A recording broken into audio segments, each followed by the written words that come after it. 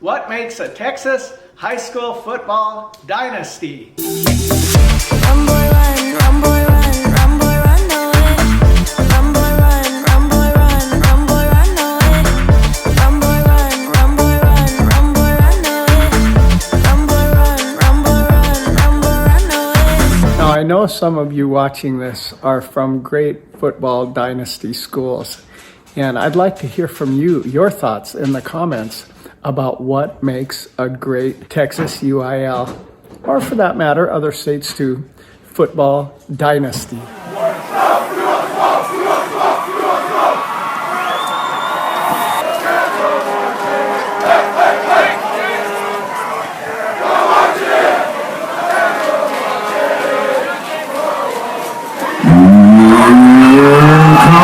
Cavaliers! Howdy friends!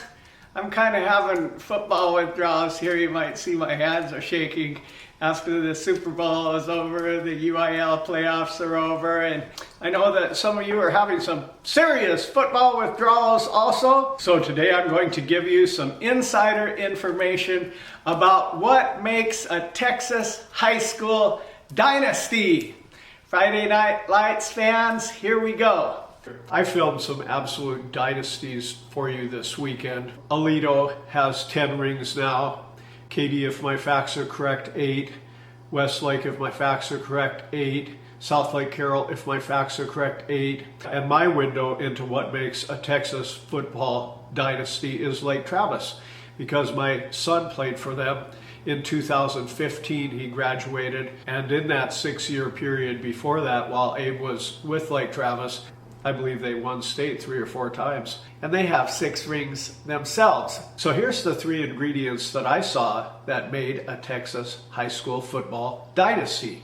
Number 1, do you know what that is? Right, it's a funnel. Now here is how the funnel works. Once you are a nationally recognized football team in Texas, or in California, or in Florida, or Bishop Gorman in Nevada, you are on the radar of parents who know they have a kid who is really good.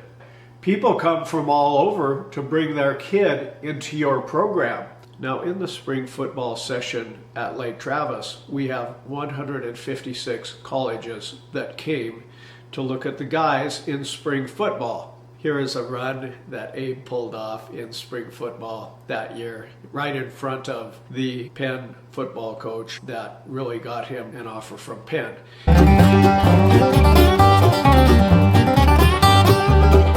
Now my son Abe had a 1,500-yard, 20-touchdown junior year, and he was slated by one writer at the Austin Statesman to be the All-Central Texas Player of the Year. He was averaging 12 yards per carry, and then he snapped his ACL and had an MCL fracture in the game against Westlake in front of 10,000 people.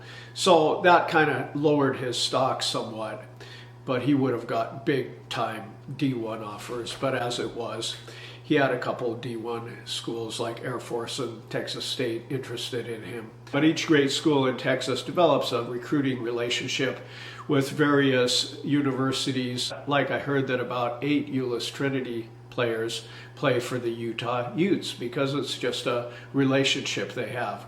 Lake Travis has a lot of relationship with Ivy League schools because the kids are usually smart too. So they have Harvard, Penn, Columbia, places like that recruiting from them, among others. So when parents like me know that they have a kid that is good, they kind of like to be able to have 156 college scouts looking at him. And if he's a running back, you really don't want him to have to play linebacker on some small potatoes little hometown school where the kid that is the son of the guy that's on the school board, he's obviously going to be the running back, while your 4-star recruit needs to be the linebacker or something else. So parents like me want to take their kids someplace where the competition is fierce and the best player plays. So you've got people from all over bringing their kid to the program. That expands the diameter of the top of the funnel. And then it's a big school. So even if parents like me were not doing that, you've got probably 3 7th grade teams. And the kids have to compete like crazy for a starting spot on the upper level 7th grade teams. In Lake Travis, for instance, they had the speed tests and a lot of empirical testing to determine which kids would be in the A, B, or C 7th grade squad. And you had to be an exceptional football player to even get in the 7th grade A squad. And then once you were in it, there was 3 kids, possibly from all over the country, that were as good or better than you that you had to compete with to get the starting spot. For my son, it was pretty exciting as a dad because our first game was at Murchison Matador Stadium in Austin. And as a 7th grader, they gave Abe the ball on the 13-yard line, and he took it 87 yards to the house. After that run and others, he earned the spot as the top dude in 7th grade.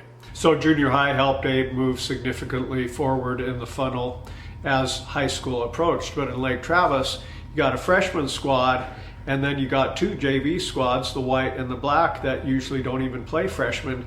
So there's another part of the funnel. And then at running back, although Abe was a balling running back that was squatting over 500 pounds and turning heads in the city, even as a JV black player, he did not even play in high school until his junior year, because the funnel is such at Lake Travis that they had an all-American running back doing starting duties in the varsity. His name was Sean. He played for TCU. So all of the local talent, the people bringing their players from different cities, go through this rigid funnel of several teams at each level competing for those starting spots on the Lake Travis varsity roster. Now, how does the funnel work in a very small community? Aledo has 10 rings, 1 for each finger, and they only have 4,000 people in the whole city limits. So how does it get going there? It gets going at a very young age. Here's the autograph signing day in Aledo, where the players sign autographs for the young people in the community. And one of the guys said his hand was tired because he signed over 1,000 autographs for the young people aspiring to be football players. That's where the funnel gets started. Great night at the indoor meeting, the young Bearcats. Signed about 1,000 autographs. But Aledo also had one of the top running backs in the nation, JoJo. You may have remembered that I filmed some of his kin at the game. They were all wearing Alabama jerseys because that's where JoJo is headed. And I don't know, I didn't look into it, but he may have been a transfer. I'm sure Aledo gets a lot of great players just transferring in so they can play for a state championship team. One of the advantages of the funnel is that recruiters can come to a place like this and see what comes out the bottom of the funnel rather than at a more normal high school just see what comes out into the top of the funnel. So that's an advantage. And there's some things I really appreciated about the Lake Travis football program. Number one of the reasons Coach Carter didn't always put the stud freshman and sophomore in for the seniors is he kind of likes to give the juniors and seniors their course, and I appreciate that. It's, the best player plays, but if there's a senior and a sophomore that are equal in talent, the senior is going to get his day in the limelight. The other thing I liked is that any kid who ever wanted to get on a football uniform and give it a go is welcome to do so. In the 7th and 8th grade, you don't have cuts. They're just getting lowered into a different squad. And some of these unlikely prospects either grow or develop and become better than anybody ever expected them to be and end up even earning a starting spot on the Lake Travis High School football team. Just an interesting side note in the funnel at Lake Travis, when Abe was a freshman or sophomore in high school, another star was brought by his parents to Lake Travis. And he was another star running back from the South trying to compete for Abe's job. Abe was able to keep his spot and do just a little better than this individual. So by his senior year, they took him back to where he came from so he could be a star in his local county. So there's a huge diameter funnel that funnels down to a starting spot on the varsity squad. Number one. Second guy that we felt was our offensive co-MVP was our running back, Abe Willows. Abe Willows was our workhorse for the offense. This kid is equipped with immense lower body strength that enabled him to break numerous tackles. He was a guy that caught the ball extremely well. He was a guy that blocked extremely well. Again, I called him our workhorse, and I continue we'll call him that for our next season. So his workload is only going to increase, and I know he's ready for that. But he's a guy that I push extremely hard, and he's a guy that responds week in and week out. And he's very proud, and he should be very honored to see that, and very excited that he's a junior and will be back for next year. So our two offensive MVPs for the 2014 season, Don DeLira and running back Abe Willows.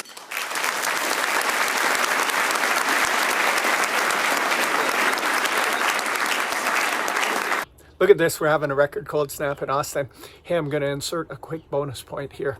It's community support. Did you see that community support? And look here at Aledo. Look at this, in Aledo, the parents even do quality Texas barbecue for the whole team the evening before the game. Tonight is brisket and sausage and mashed potatoes and macaroni and cheese.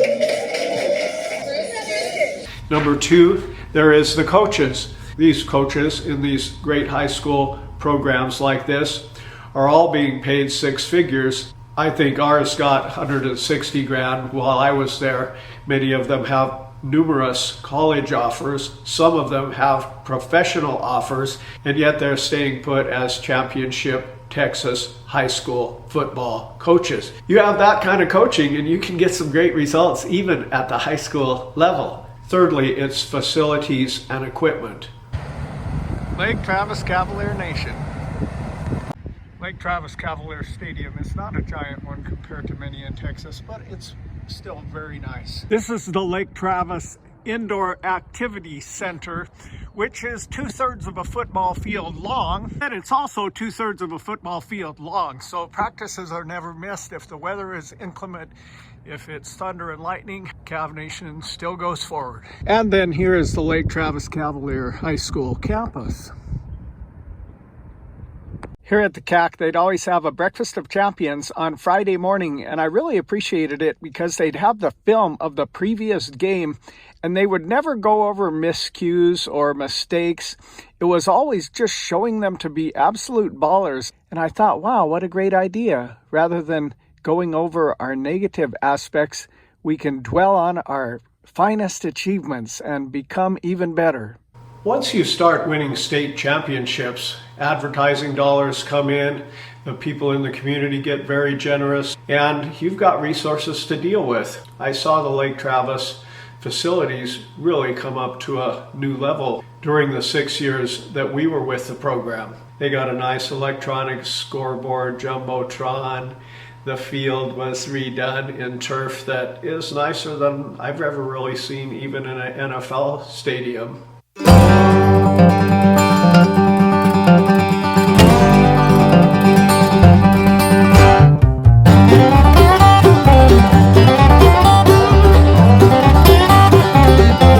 Weight room was big and beautiful, and it was rumored that even personnel from the Dallas Cowboys came to check it out and get some ideas for their new weight room. As for equipment, I don't think my son played in the same uniform more than twice his senior year, because you've got Under Armour and all these sponsors helping with great equipment and different cool styles of uniforms for each game. The program can just pick up momentum like a snowball gathering snow as it goes down the hill until it's a monster that can't be stopped.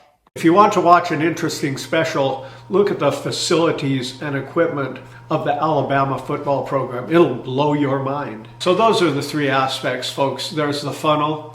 Now with Katy, that's a huge suburb of Houston, Texas. They have about 10 Katy schools. In fact, Katy's only loss this year was to Katy Tompkins, another Katy program. So you've got so many kids coming in the funnel, a strict and disciplined program that gets them out. You've got coaching, and you've got facilities and equipment. When Abe went to Penn to play college football, almost all of the equipment and facilities were on an inferior status to what he experienced at Lake Travis. But that's Friday Night Lights in Texas, folks. It was actually kind of funny because here in Texas, the stands are just electric and ablaze with fans with their cowbells, that even when the other team is 50 points down, they're screaming, "Kill him! Party at the quarterback!"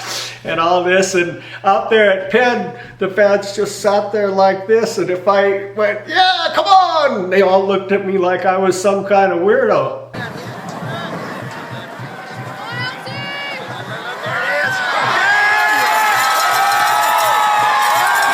Willows pass complete to Willows for the touchdown.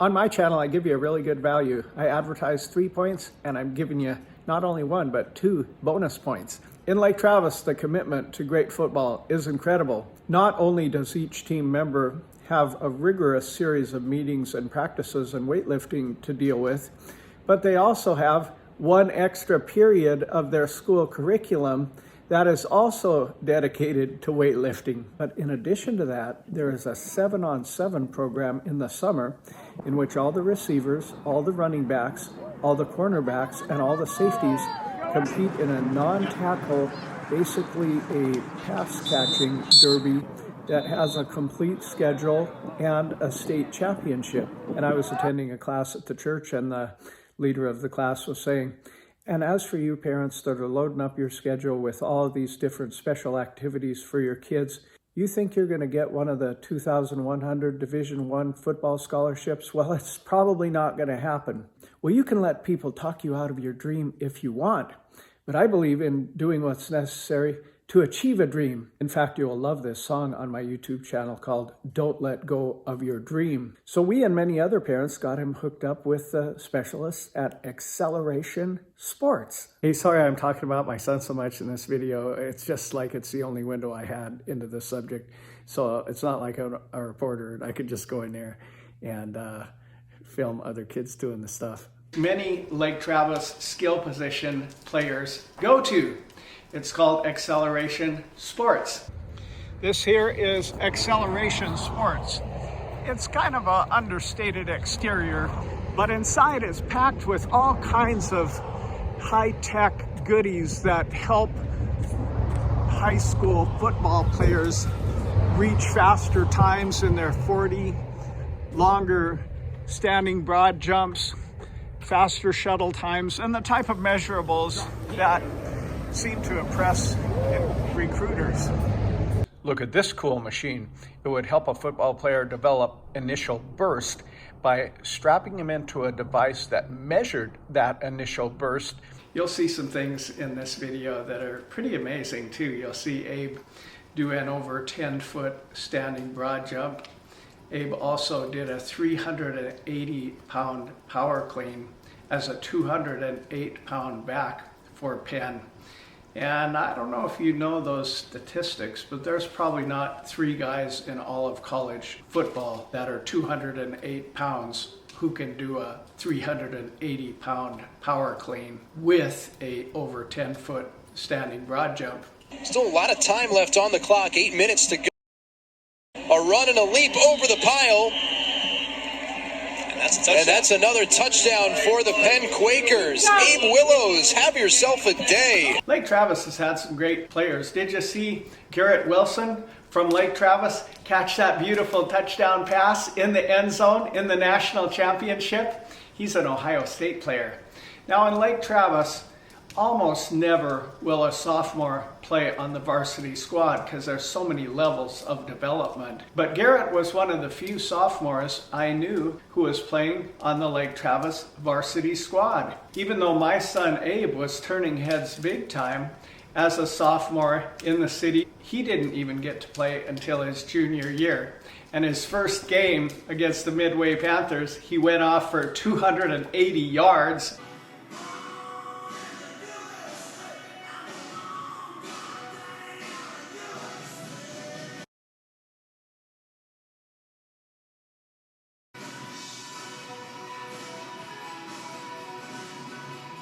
And everybody was like, "Hey, where's this guy been? We could have used him."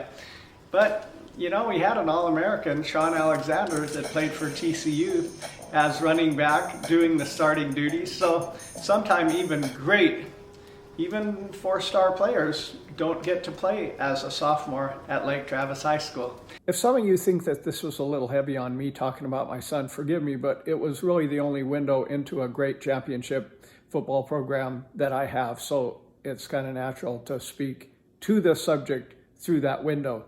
If any of you want to know how it ended up for Abe, you can watch the following. But thank you for tuning in. Have a great day. Well, he had a really bad injury in the 8th game of his senior year, and he actually snapped his ACL right in half and also tore the MCL. An injury like that can take a player a year and a half to recover from physically, and possibly even another year to recover from mentally, thinking if they make that juke that it will stay put. So he had a little bit of a slow start when he went to play for Penn. And then as the cards were dealt, the other best running back in all of the Ivy League just happened to be playing for Penn as well. And since they knew Abe needed at least a year, maybe 2, to really recover from that injury, this other individual got the starting spot. Now every time Abe would take the field, the ESPN announcers would say, "Hey, there's that guy that jumpstart the Penn offense. Look at that speed, look at that burst." And they'd really love on him. But the running backs coach was of the same ethnicity as the other back, so he was never really the starter at Penn. But when he did get his chances, boy, he would turn some heads. In the game against Yale as a senior, in the second half, the starter went down, and Abe got 3 touchdowns and was the top fantasy college back in all of college football. And he did it in only 1 half against one of the toughest teams. And Willows is saying to himself, KK who after today's ball game, his 3rd touchdown of the second half. Willows had a 6-yard run in the 3rd quarter. Had a 1-yard touchdown run a little while ago in this 4th quarter, and now he comes down with the 20-yard touchdown catch to bring this back to a 1-score ball game. And the funny thing, if you were playing fantasy college football, Willows is the type of guy that would have been on everybody's bench and having everybody curse and cry about the next day. Nobody played this guy.